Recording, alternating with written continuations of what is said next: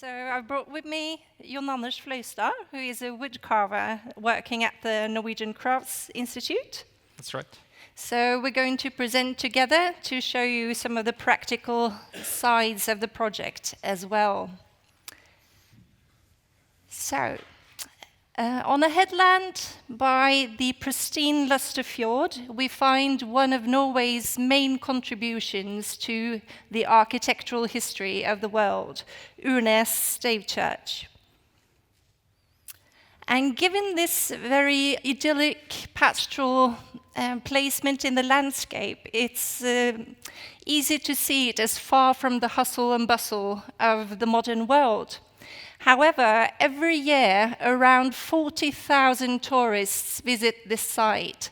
And considering the population in Urnes is only 38 people, the ratio between tourists and people that live there is actually more extreme than in Venice. So you can see how this creates some difficult situations. And this is a vulnerable landscape that we are trying to safeguard, while we also try to safeguard the church. So the stave churches is a particular type of wooden frame construction. And today only 28 remain in Norway, of which Urnes is considered to be the oldest. So the current structure dates to the 1130s. However, we also have some even older parts reused within the current structure. So here we see the famous portal and some other carved planks, and there are also an extensive amount of other reused parts throughout the buildings. And these reused parts have been dated to around 1070, so they're nearly 1,000 years old. And as you can see, considering all those years that have passed, it's in excellent condition. And this is partially explained because in the current position, it faces the north. So the wear and tear from the sun is much lesser than it would have been if the portal was placed to the south, for instance.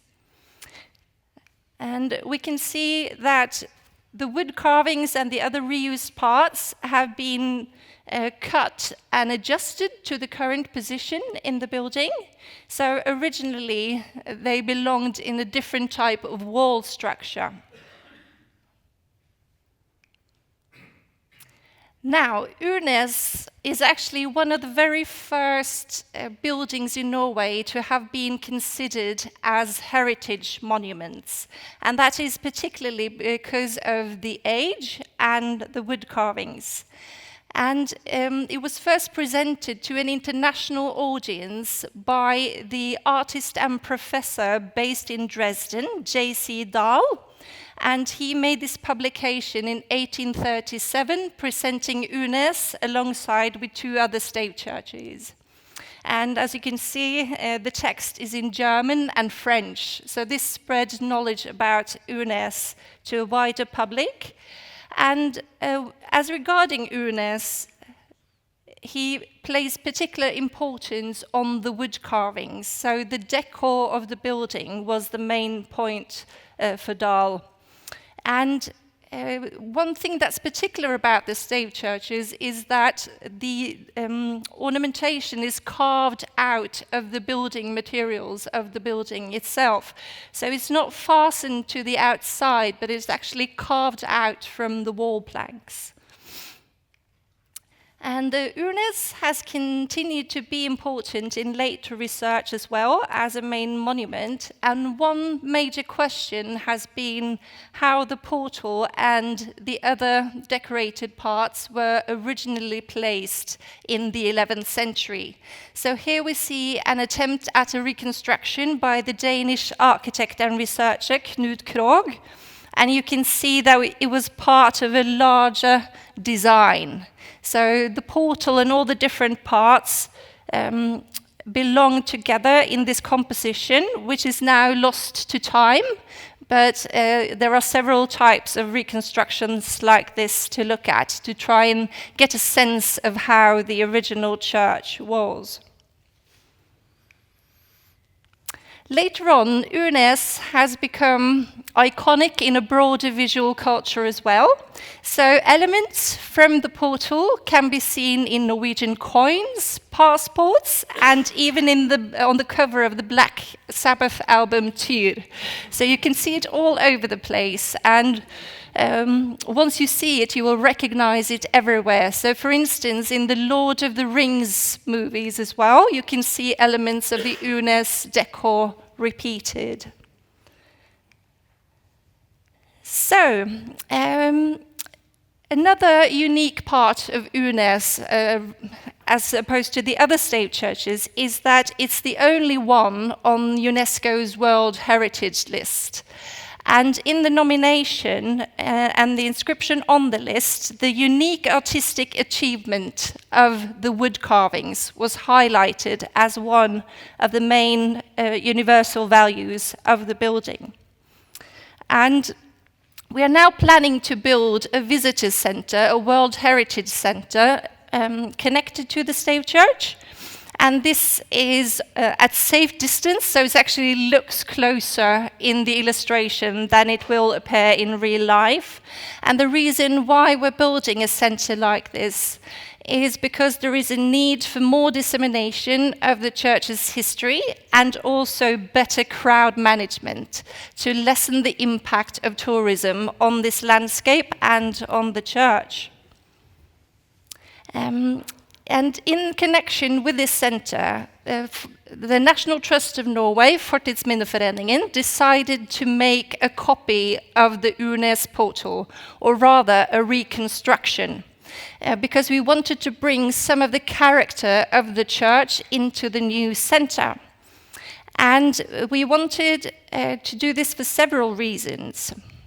One, we wanted an iconic object in the exhibition, so this will be a main exhibit when you come inside, and it will allow us to show more of the intangible knowledge traditions that shaped the physical heritage.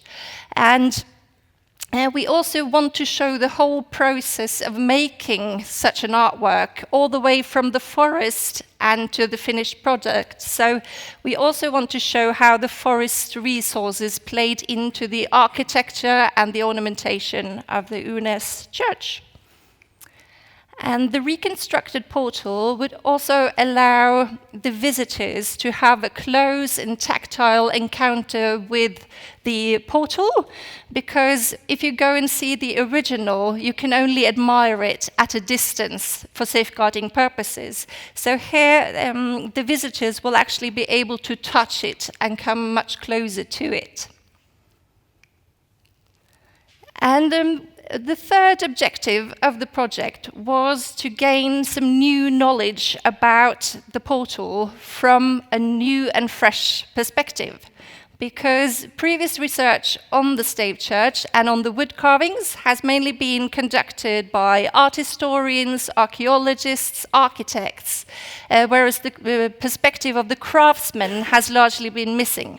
So we wanted to invite some of the foremost wood carvers in Norway to participate in this recreation, and the knowledge output was as important as the resulting reconstruction. And we also had to recreate the medieval toolkit, because the modern wood carving tools are very different from the medieval ones. So we also had to collaborate closely with a blacksmith. So this is Paul Linn, who we can see here. And we created several different tools. So we based this on different sources, such as archaeological finds and historical imagery. And we also studied tool marks in the original portal, using both observation in situ and observation from 3D scans. And also practical tests done by the wood carvers to see which tools function best and fitted best with the observed tool marks. We also had to spend a lot of time trying to find the right timber for the project. And this is partially because the left plank of the portal has enormous dimensions. So that actually turned out to be the most challenging part of the whole project. And this is both because this plank is so large, but also because the management of forests had changed a lot during the last few centuries. So actually finding a tree that was big enough and of the right quality turned out to be very, very difficult. And then the wooden materials also had to be shaped using traditional techniques. So you can see the axe was perhaps the most important tools in this part of the project. And then we started the process of transferring the design. So here you can see several wood carvers in discussion. And this was a key part of the project. So instead of giving this job to just one workshop, we decided to invite 3 different workshops to contribute. So each of the workshop worked on different parts of the portal. And the reason why we did it this way was to encourage discussion between the teams. So we could maximize the output from the project and also bring more hypotheses into the discussion of how each step was to be solved. And you can see they also had regular seminars working together and testing out the different methods throughout the project. So here we see they're getting quite close to the finished result. And now to tell you more about the process, I invite Jon Anders to share some insights. So as Linn mentioned, a key aspect of this project was letting the craftsmen into the church. And this church is probably by far the most thoroughly documented and researched stave church in Norway, but a project like this hasn't really been undertaken before, when you use the process of craft as a lens to observe the original one. And as mentioned, one of the first experiences is how different the forests are today than what they were. Here we have a quite large tree we were fortunate enough to acquire for an experiment in this project, and still it's by almost a factor of 2 too small, even to the relatively minor piece we were going to replicate. But bringing craftsmen together to study the portal is of course interesting, but the most interesting thing for us as craftspeople in this project was actually experiencing the work. Because you can only look at the object to a certain point before you actually have to experience it to understand anymore. And here you can see some of the tool marks left on the portal. We are really fortunate that this monument is so well preserved. You can actually see clearly the impression left by the tool used 950 years ago. And that goes for much of the portal, where different kinds of tool has left really distinct marks, which are actually still readable, and tells a story both about the tools they used, the techniques they used, but as we went along and tried to recreate this thing, we also experienced how much these marks tells us about both the process, the time usage, maybe even a bit about the aesthetical thinking and intuition of the craftsmen originally. Because what these ornaments are known for is their fluidity, the really clean and crisp lines, the immaculate smooth surfaces, polished details. It's all really smooth. But what is striking is when you actually get the opportunity to get really close to the material, most of the surfaces are angular. They are coarse, almost crude, but you don't see it.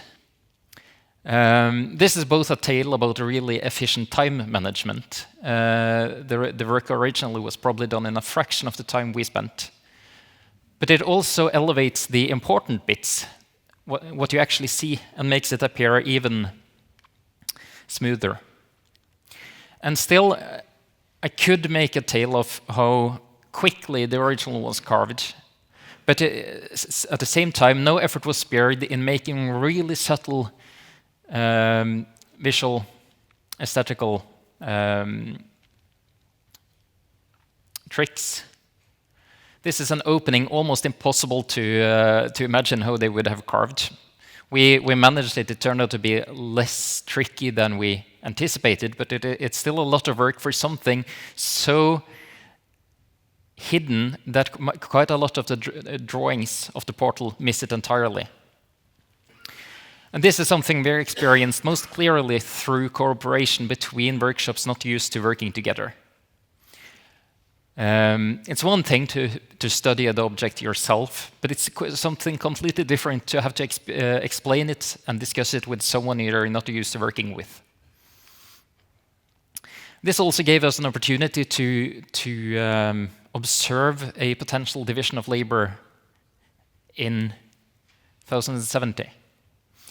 What you see here is a small section from the left plank, maybe the most iconic piece of the portal. The four-legged animal. I won't go into which kind of animal. That's a heated topic of discussion. But what is striking, one of the most striking details are these hip joints.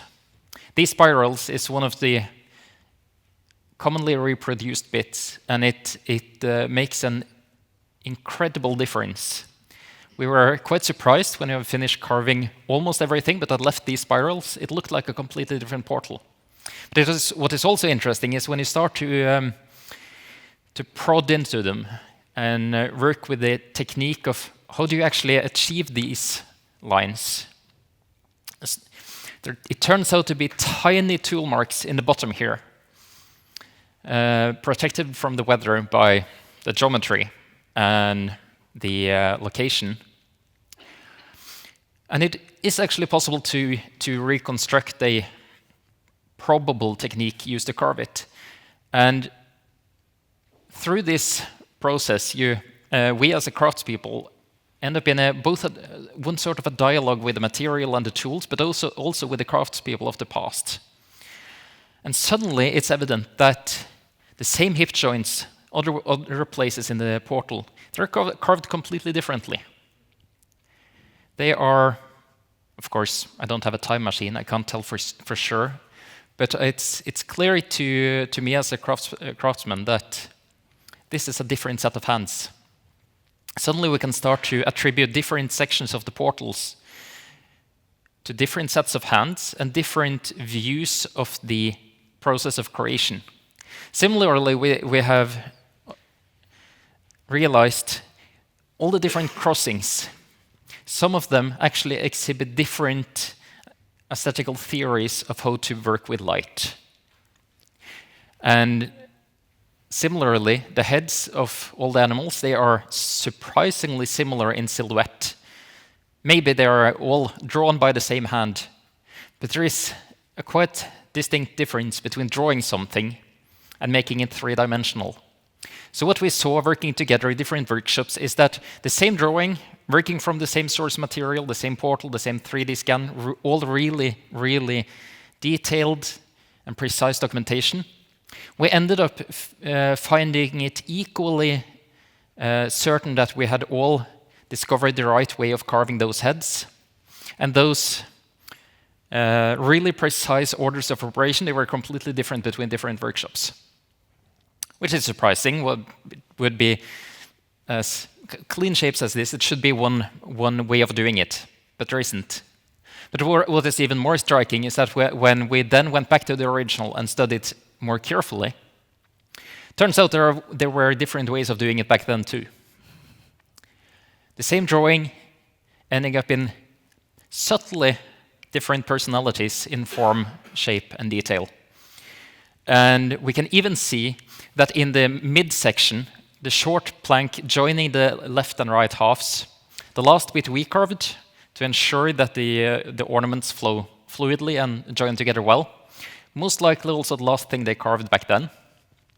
It displays the hand of one craftsman on the left side and one other on the right. meeting in the middle. And I think that was a main trend for this project.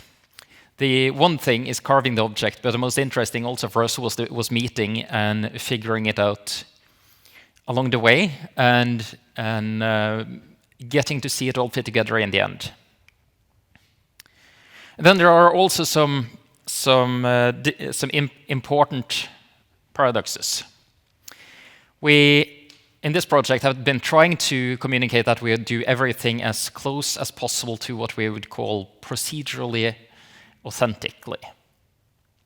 It has even been claimed we make a procedurally authentic copy, which is a paradox in itself, and I don't have time to go into all the details, but here is one example.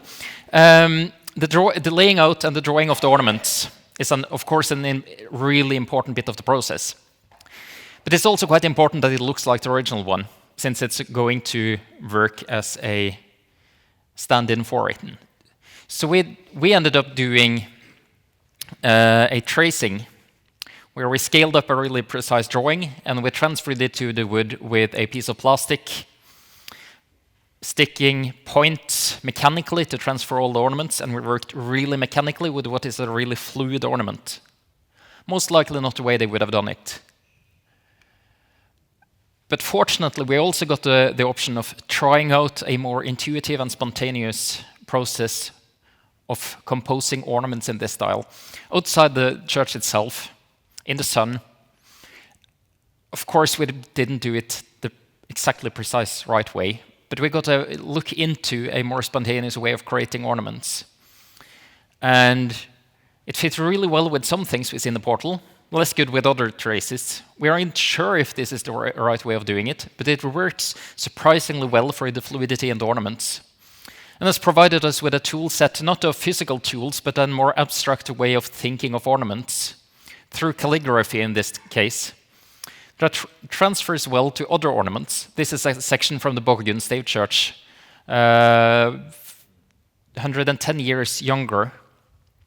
But still the technique we developed in the Urnes project transfers almost seamlessly and works equally well for the Urnes style as a later Romanesque kind of ornament.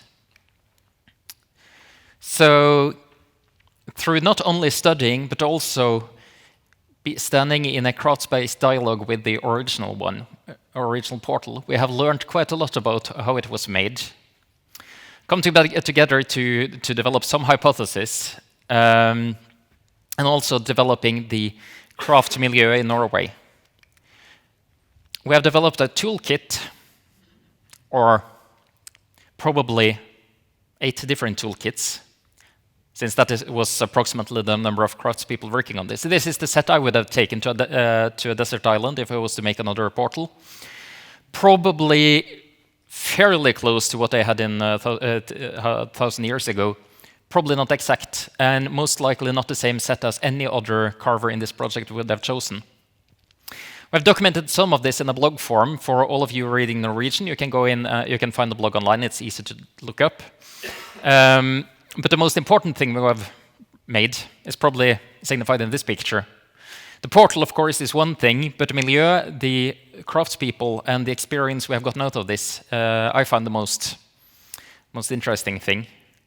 And then, of course, the documentation will also result in a book quite soon, so I encourage you to buy it as soon as it's out. But what is also important to say is that even though we have made a replica, it looks quite close to what you can see at Urnes. I'm looking forward to see what comments we get on it when they are just a couple of 100 meters from each other, and we get more eyes on comparing them, because I'm quite certain it's not exact. But even though this looks promising and convincing and looks quite similar, we are quite far from having actually figured out everything about this. And I think the last mysteries of the portal will stand at least as long as the portal has stood this far. So there are still lots of mysteries left, and I am looking forward to see what will be discovered next about this thing.